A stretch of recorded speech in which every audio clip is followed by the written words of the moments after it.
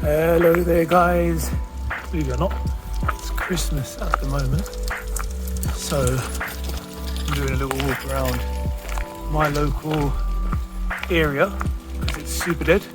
There's like literally no one around except for those people that just walk past right there. Where you think, alright, psycho on Christmas doing this sort of stuff, but it is what it is. So I'm still here in Slovakia and most of the people at university have gone home, which is something that means it gets quite boring, a bit lonely. University is obviously off at the moment and everything's closed. It's super quiet outside. I'm just gonna keep rotating this and see how that kind of looks. That's some construction going on in the background. No wait, that's not. That's some construction going on in the background.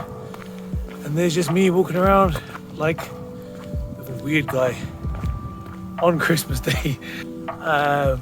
Which brings me to the main topic of discussion today, which is Egypt. It's been 4 months now, 4 months since I left Egypt and Cairo. So today I kind of wanted to discuss a bit more about Egypt as a whole. And obviously, as the title of the video says, the good, the bad and the ugly. And just basically tell you kind of my thoughts on the country, the education system in a bit more detail. So I don't think I've done that yet. And then for anybody who's going to go out there and study, reasons why you should, reasons why you shouldn't. And then beyond that, kind of, how I'm finding the change up from a North African country back down to somewhere in Europe. So yeah, let's crack on. Right, so for the good, right, let's start with that. Let's make this a happy beginning. First things first, I wanted to give a massive shout out to everybody in Egypt that helped me out. Okay, so while I was at university, I had a couple of friends there as well from the UK. We all faced the same kind of problem. It was obviously the language barrier was not helpful for us, but most of the students there spoke English. In regards to the lecturers, they actually could speak English very well. They just chose not to. So let's stick with the good. We'll get into the bad in a minute. For the good, massive shout out to a lot of the guys there. Ahmed Shaman, for example, Yousef Yousef Indian, Abdullah, who is hopefully watching this as well. We have Malak the Crow, and then the nice Malak, for example, Reem, Arwa, Nour, Claudia, Basanti. Even I would thank Marwan, our group leader, admin at one point, I think he still is actually, who, you had all the test papers, man. You had all the MCQs. That you could have told us what we needed to do, right? But he would tell us like a night before on purpose, so we get a good grade and we wouldn't. Oh, we just about slipped through. We would at least pass. So yeah, thanks to you guys. There's many other names out there, 100%. There's so many more names out there. I'm walking in the middle of the street right now, or I don't know where the hell I am, but I'm not gonna remember names off the top of my head. I met loads of people at the uni. They were super helpful. They would always kind of do their bit to explain any lectures that maybe we had missed or not understood. And that was quite nice for us to have, people that would explain things that we may not get in the native language. So thanks to you guys, you made the uni experience really fun. More when it comes to the good, I would say, Egypt is known around the sort of North African region, the Middle East as well, as having insanely good education, and they do not disappoint with that. The education system is ridiculously good in Egypt. It's pretty much all done through the government, so even private universities are quite well regulated out there. So where we come from, Ukraine at the time, it was one of those things that we didn't really go to a university that was pretty much registered, if that makes sense. I think people just like sign it off and say, yeah, this is a university, but in reality it actually was not. It was a bit of a lie. So with Egypt, the good news is any university that you go to is signed off by the Supreme Court of Universities or Educations or something. Across the street, one sec, thank you.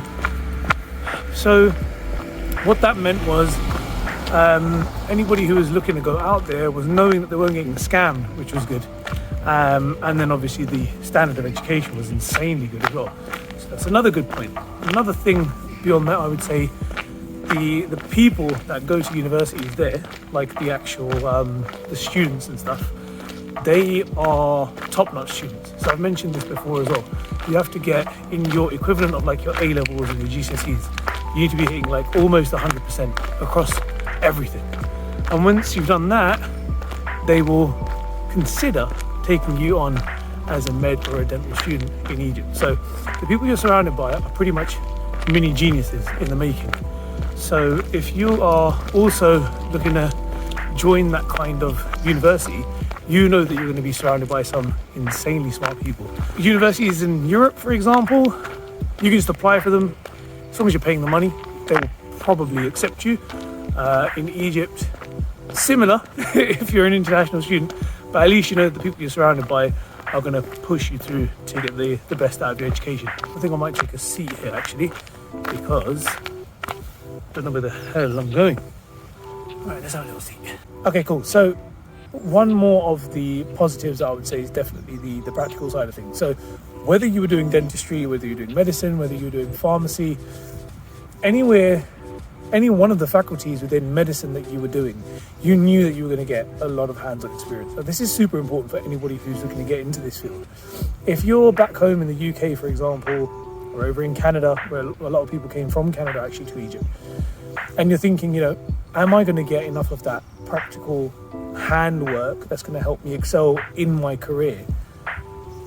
100% you're going to get that in Egypt. Like, there's no doubt of it. Like, if anything, you're going to get too much in terms of practical work, because at the end of your studies, you get 1 whole year of internship. Basically meaning that you're spending, I think 3 to 5 days in a week, pretty much doing a 9 to 5, doing rotations of different departments within dentistry or medicine, and you're learning everything, like on the job.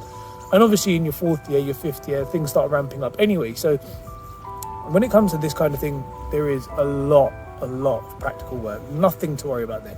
One person I didn't mention so far who gets a special mention is Marwa. She was one of our office support staff that did everything to help us out. Now, everybody else kind of just shunned us away at times. She was there, got us through, and if anything, we transferred to Slovakia because of her.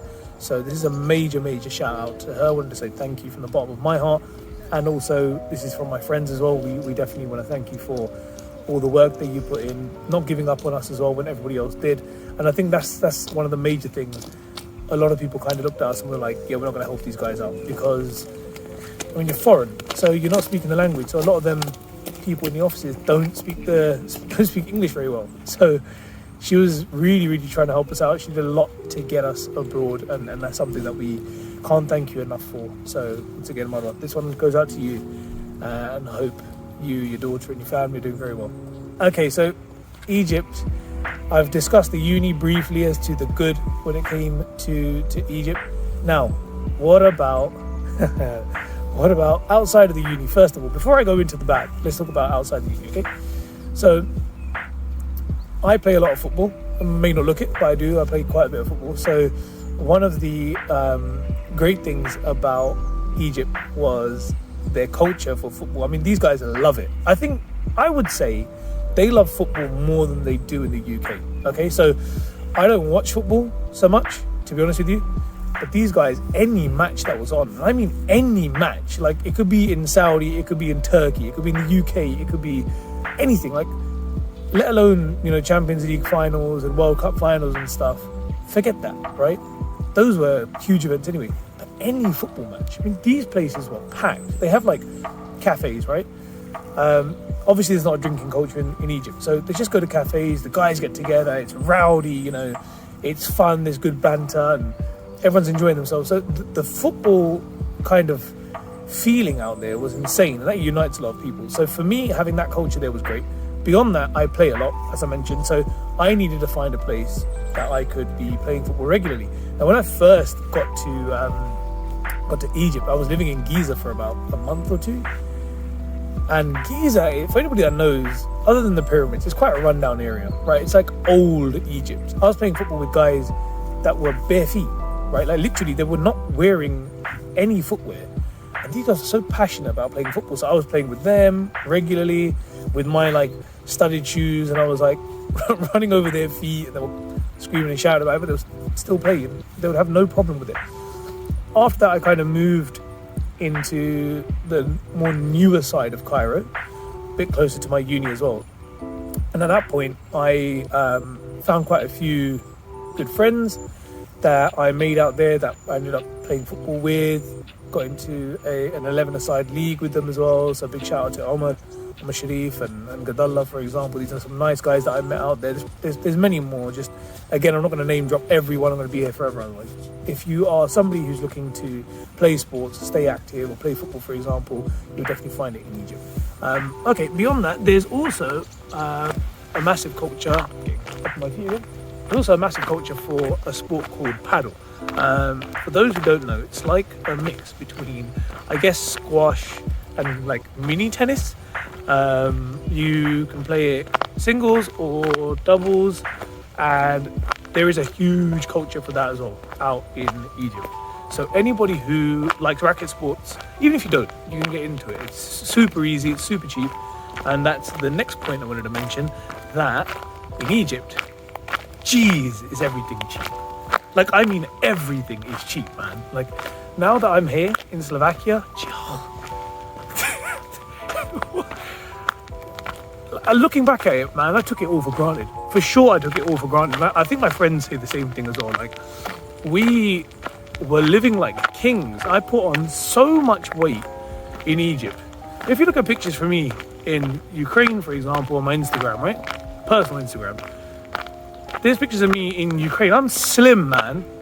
Like, I look good, yeah? Then I went to Egypt for 3 years or 2 years. That was it. That was the end of my life. Finished me off. And the main reason behind that is obviously everything's so cheap. Like, everything's so cheap. So, and the food is damn good. Like, really good.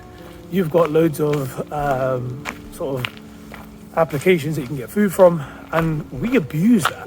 Like, way too much, I think. I think that's probably the reason why I put on so much weight. You could get away with £3 to £5 worth. In euros, about the same. Dollars, about the same nowadays. So let's just say $3 to $5 worth, right? And you could just eat a full-blown meal and be full and like crazy stuff. And over here, I'm spending about 3 to 5 quid just to get enough chicken to shop at home with, so I can cook at home. So like, why would you cook at home if it was so cheap? You can just get someone else to cook it for you, and the food is damn good. So shout out to Chicken Works, which is Farouk, a good friend of mine out there as well, who I wanted to say, you know, thanks for everything that you've done. He gave me like a 20% lifetime discount, and he should be coming out to the States, the UK in the future, I'm hoping, in Europe. Anybody in Egypt watching this should go to Chicken Works and mention me, maybe you'll get a discount as well. But that guy was an insanely cool guy, insanely cool, great entrepreneur. And I'm hoping when he sees this, he remembers that I ain't forgotten him, and I won't. But yes, I mean, there's so many good things. The weather was good. Obviously, the summer was crazy. I'm not a fan of that. Another good point, I didn't have to use the public transport because I ended up buying a motorbike out there. So you don't even need licenses, really. I mean, officially you do, but I didn't have a license. I ended up buying a sports bike. It was a 1000cc Honda CBR, and I was riding around on that, which was crazy. It's like, I don't even have a license for it. I know how to ride motorbikes, but why was I allowed to do that, man? Like, in retrospect, it was a stupid idea. I did it for the whole time I was there as well. It wasn't like I was using a motorbike for like a month. You know, almost 3 years of my time in Egypt was spent on a motorbike in that crazy Cairo traffic. Survived it, thank God. But yeah, it's a very, very cool place. I don't know, there's so many things I can mention in regards to the good. And obviously, it's one of those things that when you look back at it, you start realizing, you know what? Egypt wasn't so bad.